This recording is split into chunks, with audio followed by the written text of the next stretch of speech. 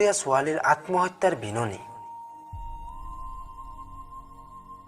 বৰ্তমান সমাজত প্ৰায়ে চলি থাকে এনে ধৰণৰ ঘটনাবোৰ তেন্তে প্লিজ বন্ধু বান্ধৱীসকল ভিডিঅ'টো শেষলৈকে চাব আৰু যদি ভাল লাগে তেন্তে প্লিজ লাইক কমেন্ট শেয়াৰ কৰিবলৈ নাপাহৰিব ফেসবুকত প্ৰায়ে বহুতৰ লগত প্ৰেমত পৰা কথা আমি শুনি থাকো বা দেখিও থাকো তেনেদৰে নীলা নামৰ এজনী 17 বছৰীয়া ছোৱালীও পৰিছিল ফেসবুকৰ প্ৰেমত নীলা এজনী গাঁৱলীয়া সহজ সৰল ছোৱালী মেট্ৰিক পাছ কৰাৰ পাছতে দেউতাকে তাইক এটি মোবাইল ফোন দি চহৰৰ এখন কলেজত নাম লগাই দিলে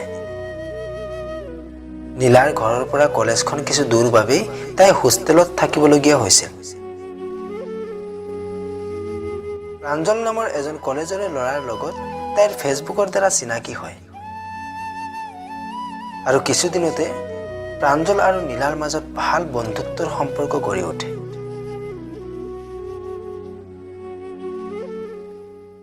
এদিনাখন নিশা নীলা হো আকাশৰ তৰাবোৰ দেখিছা বৰ ভাল লাগে ন যদি জোনাক নিশা দুজনে চোতালত বহি হো তৰাবোৰ গণিব পাৰিলো হয় আৰু যে কিমান ভাল লাগিল হয় ঐ নীলা নাজানো মোৰ কি হৈছে আজিকালি সপোনবোৰো যেন তোমাক লৈয়ে দেখো কিজানি মই তোমাক ভাল পাই পেলাইছো নীলা কিজানি মই তোমাৰ প্ৰেমত পৰিছো নীলা মই তোমাক ভাল পাওঁ নীলা মই এজনী গাঁৱৰ ছোৱালী তুমি এজন চহৰৰ ডাক্তৰৰ পুতেক মই দুখীয়া তুমি বহুত ধনী আমি এসাজ খাবৰ বাবে আৰু এসাজৰ চিন্তা কৰিব লাগে তোমাৰ কোনো চিন্তা কৰা দৰকাৰ নাই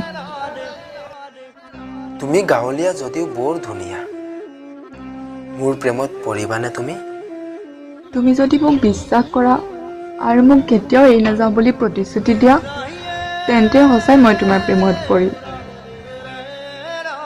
মই তোমাক কেতিয়াও এৰি নাযাওঁ নীলা আই লাভ ইউ নীলা আই লাভ ইউ টু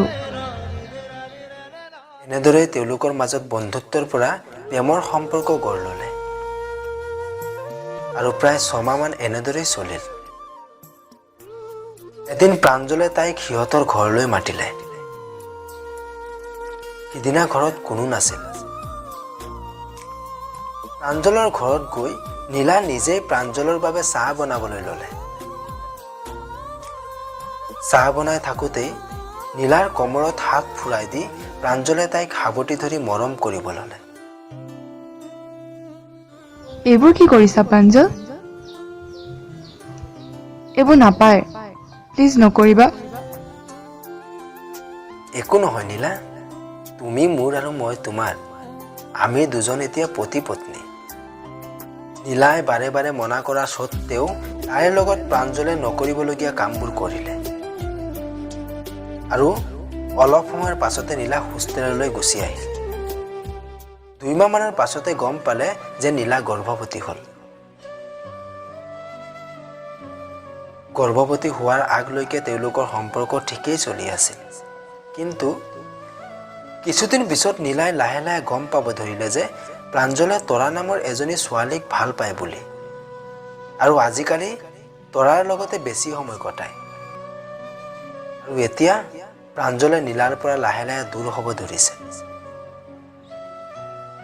সেই ভাবি এদিন প্ৰাঞ্জলক তাই ক'লে তুমি যদি মোক সঁচাই ভাল পাইছিলা তেন্তে তুমি মোক আজি লৈ যোৱা মোৰ এতিয়া বিয়া বয়স হোৱা নাই মই এতিয়া তোমাক লৈ যাব নোৱাৰো তুমি নোৱাৰিম ক'লে হ'ব নেকি মই এতিয়া গৰ্ভৱতী হ'লো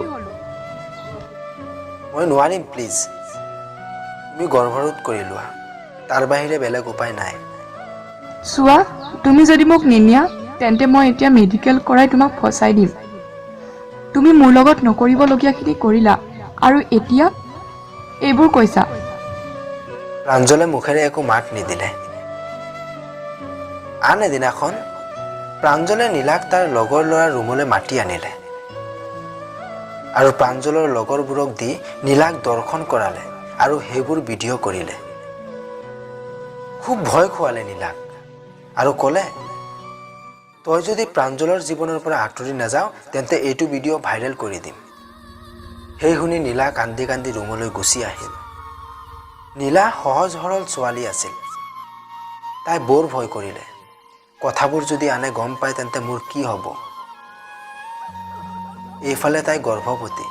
এইবোৰ কথাও তাইৰ ঘৰত গম পালে তাইৰ ঘৰৰ মাক দেউতাকৰ সকলো মান সন্মান শেষ হৈ যাব। এইবুলি আৰু বেছি ভয় খালে। আৰু তাই বৰ্তমান গৰ্ভৱতী। এনেকৈ যদি কিছুদিন পাৰ হৈ যায় তেন্তে তাইৰ ঘৰত গম পোৱাটো খাটাং। তাই উপায়হীন হৈ পৰিল। কি কৰিব কি নকৰিব একো ভাবি নোপোৱা হ'ল। শেষত তাই চিপ-জুৰি লৈ আত্মহত্যা কৰিলে। মাক দেউতাকৰ এজনী ছোৱালী নীলা। তাইক বহুত মৰম কৰে সকলোৱে। বিভিন্নজনে বিভিন্নভাৱে ক'লে তাইৰ আত্মহত্যা কৰালৈ। শেষত তাৰ শৰীৰৰ পৰীক্ষা কৰি গম পালে যে তাই 2 মাহৰ গৰ্ভৱতী আছিল। সেই কোনো এজন ল'ৰা বা ছোৱালীৰ প্ৰেমত পৰাৰ আগত 10 বাৰ ভাবি লওক ল'ৰাজন কেনেকুৱা বা ছোৱালীজনী কেনেকুৱা। ভাবি মেলিহে প্ৰেমত পৰিব। প্ৰেমত পৰাৰ পিছত নাভাবিব। জীৱনটো খেলা সামগ্ৰী নহয়, এবাৰ ব্যৱহাৰ কৰি পেলাই দিবলৈ। এটা